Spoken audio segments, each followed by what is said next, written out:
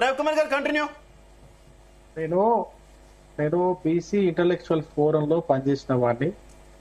ఉద్యమ సమయంలో బీసీ సాంస్కృతిక వైభవము, మన సంస్కృతి, బీసీల సంస్కృతి, బీసీల వారసత్వము, బీసీల కట్టుబాట్లు, కల్చర్ గురించి ఒక 100 రోజుల రీసెర్చ్ ప్రోగ్రామ్ లో పనిచేసిన వాడిని.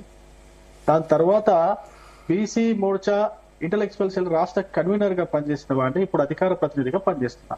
నేను మాట్లాడేటప్పుడు ఎవరు కూడా అపార్థం చేసుకోకుండా పూర్తిగా వింటే కొంచెం అర్థం అవుతుంది. నేనేమి ఊర్లలో పుట్టినోడు కాదు, నేను పట్టణంలో పుట్టిన, హైదరాబాద్ లో పుట్టిన, హైదరాబాద్ కార్పొరేట్ కాలేజీలో చదువుకొని కార్పొరేట్ సంస్థల్లో ఉద్యోగం చేసి నేను ఊర్లలో తిరిగిన. సో నన్ను అపార్థం చేసుకోవద్దు, వినండి మొత్తం పూర్తిగా. ఇప్పుడు మొగుడిని కొట్టి మోసాలకు ఎక్కినట్టు అనే ఒక సామెత ఉంటది. అదే ఉంది. దాని అర్థము, దాన్ని అపార్థం చేసుకోవడానికి ఏమీ లేదు. అట్లనే ఇప్పుడు ఇప్పుడు మా క్యాస్ట్ ఉందండి, యాదవ్లో క్యాస్ట్ ఉన్నది. ఉన్ని కంకణము పత్తి కంకణం అంటారు. ఉన్ని కంకణం వాళ్ళకు పత్తి కంకణం వాళ్ళకు ఇట్లా కంచం పొత్తు మంచం పొత్తు ఉందా అని అడుగుతారు. మాకు కంచం పొత్తు మంచం పొత్తు లేదు, ఉంటే కంచం పొత్తు ఉంటుందా లేకపోతే మంచం పొత్తు ఉంటుంది. ఇట్లా అంటే ఒక కులంలో వాళ్ళందరూ కూడా అన్నదమ్ములు కాదు, అంటే అందరికి కంచం పొత్తు ఉండదు. అంటే ఆ కులంలో ఉన్న వాళ్ళందరూ కంచం పొత్తు అంటే వాళ్ళంతా దాయాదులు, వాళ్ళంతా ఒకే వంశంకు చెందిన వాళ్ళు అనమాట. దాయాదులు పాలోలు అంటారు, మా తెలంగాణలో పాలోలు అంటారు. వాళ్ళకి ఏంటంటే కంచం పొత్తు, వాళ్ళు మంచం పొత్తు తెచ్చుకోరు. అంటే పిల్లల్ని ఇచ్చుకోవడం కానీ తెచ్చుకోవడం కానీ తీసుకోరు. మంచం పొత్తు అంటే అవతల వాళ్ళు అంటే వాళ్ళ ఇంట్లోకి వెళ్ళి మన పిల్లని తెచ్చుకుంటాం, మన ఇంట్లోకి వెళ్ళి వాళ్ళకి పిల్లని ఇస్తాం. ఇదనమాట పద్ధతి. దీనికి మన తెలంగాణ భాషలో మోటుగా అనుకోండి, లేకపోతే మాండలికం అనుకోండి, ఇంకోటి అనుకోండి, అరే మాకు కంచం పొత్తున్నది కానీ మంచం పొత్తు లేదు అంటారు. మాకు మంచం పొత్తున్నది కానీ కంచం పొత్తు లేదంటారు. చూడండి మీరు అది నిజంగా చూడండి. నిజంగానే చూస్తే ఈ కులాలకి, అంటే ఈ కులంలో ఇద్దరికి కూడా ఉంటే కంచం పొత్తే ఉంటది కానీ మంచం పొత్తు ఉండదు, ఉంటే మంచం పొత్తే ఉంటది కానీ కంచం పొత్తు ఉండదు. దాని డిఫరెన్స్ అర్థం చేసుకోవాలి. ఉంటే ఇదని ఉంటది, లేకపోతే అదని ఉంటది. అది రెగ్యులర్ గా వాడుకునే భాష. అంటే ఇప్పుడు సంబంధాలకు పోయినప్పుడు అరే ఎట్లా వీళ్ళతో ఉండదా, వీళ్ళతో మీకు మంచం పొత్తు ఉన్నదా, వీళ్ళ సైడ్ లో చూడొద్దా అనేది అడుగుతుంటారు అనమాట. గట్లా అడిగినప్పుడు అది మామూలుగా వాడుకునే భాష. పెద్ద మనుషులు వాడుతూ ఉంటారు, ఇప్పటికీ కూడా వాడుతూ ఉంటారు, తెలంగాణ పల్లెల్లో వాడుతూ ఉంటారు, అన్ని చోట్ల వాడుతూ ఉంటారు.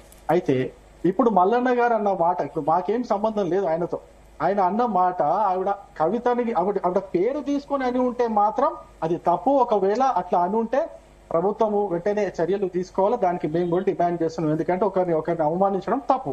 ఒకటి అంటే ఆ ఉద్దేశంతో, అంటే నేను చెప్తున్నా మళ్ళీ, ఆ ఉద్దేశంతో అంటే కవిత లాంటి వారిని ఎవరైనా కావచ్చు, ఆడపిల్ల ఎవరైనా కావచ్చు, ఒకవేళ వారిని ఆ ఉద్దేశంతో అంటే మాత్రం అది తప్ప. ప్రభుత్వం ఎంక్వైరీ చేయాలా, ఎంక్వైరీ చేసి తగిన చర్యలు తీసుకోవాలా. దాంట్లో ఎటువంటి తప్పులే, దానికి మేము కూడా డిమాండ్ చేస్తాం. ఇంకోటి బీసీ ఉద్యమం గురించి చర్చ అంతా నడుస్తుంది కాబట్టి బీసీ ఉద్యమంలో కవిత గారి పాత్ర ఏంటనేది నాకు అసలు అర్థం కావట్లేదు.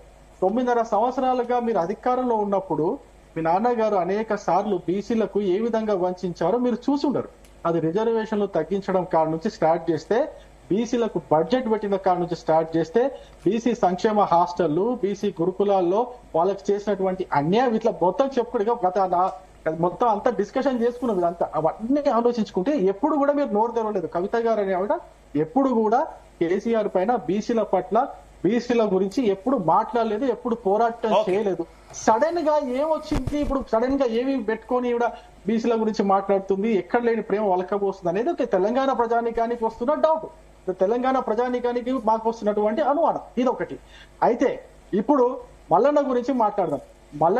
మల్లన్న మాట్లాడుతున్న ఉదయం ఆయన మొదటి నుంచి చూస్తున్నాం, ఆయన బీసీల గురించి మాట్లాడుతూనే ఉన్నాడు కంటిన్యూగా. బీసీల గురించి చేసిన పెద్ద సభ కూడా పెట్టిండు. బీసీల గురించి దాదాపు ఎంతమంది అక్కడ పైరెట్ గ్రౌండ్ లో చేసిండు, సభ పెట్టిండు.